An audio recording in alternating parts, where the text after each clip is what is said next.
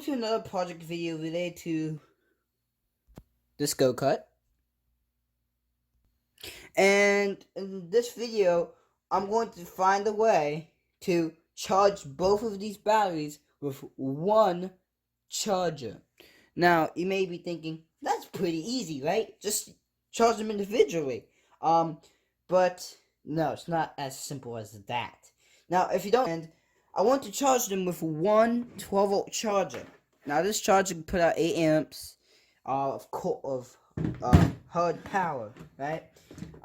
I don't want to charge them both individually because to do that, right, I'd have to take them out of the go-kart one at a time, which that means I have to move wires around because there's this spring thing which I have to unhook, which can mess with the sensitivity of the pedal.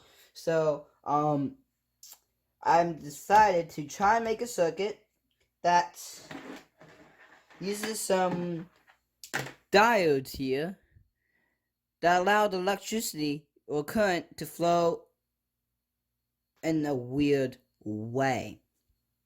Alright, to prove that these batteries aren't dead and that they work, I have some wire here and I'm going to quickly short the battery. Okay, I'm going to do that again. Oh, okay, this glows pretty dang nicely. Okay, that proves how much juice these can put out. Alright, now I'm going to do the same thing, but by adding diodes to the circuit. Alright, so here I've bridged the gap between these two terminals, and I'm going to put the wire across these two, and watch what happens. It's going to be the same thing, but more current. Oh. Alright, so here I have wired up a quite simple circuit here, and quickly before I do this, comment down below what you think will happen, or actually in the poll above. Alright, so here we go. 3, 2, 1. Nothing! So, that is what we want. And as you can see, I still have this gap bridged. So, this circuit is rarely ever used. I don't even know if this is a thing or not. But, heck, it is awesome. No sparks. I'm touching the wires. But the reason why it behaves this way is because I have a diode, because this has diodes. Alright, so the way this works is, so here we have a diode, and that stripe on the diode indicates the flow of electrons. So in a battery, they flow from the negative. They want to go from the negative to the positive. That's the way they want to go. And with this setup right here, they cannot do that because, so on the diode, the current flows this way. So it goes into the stripe and out the this side. So that's how I think of it. So the stripe indicates the input, and output is a negative, and then our input is the positive terminal of the battery. So as long as this can handle that current going through, you will never really have to worry about it. But I don't know how many diodes out there are that can handle the current I need. So I already blew one up. Here's some of it. I hooked it up. I did the same circuit, right? I did this yesterday just to make sure it would work for today. But here is that diode I used. And this blew up when I did this circuit because it went bad. Because if it overheats, it messes with something about it. I do not know. But you can see the construction. But interesting. So it blew up. So I put on a new one, and it was actually the one over here. So this one looks different from these ones because it is a different diode, but very similar rating and similar type.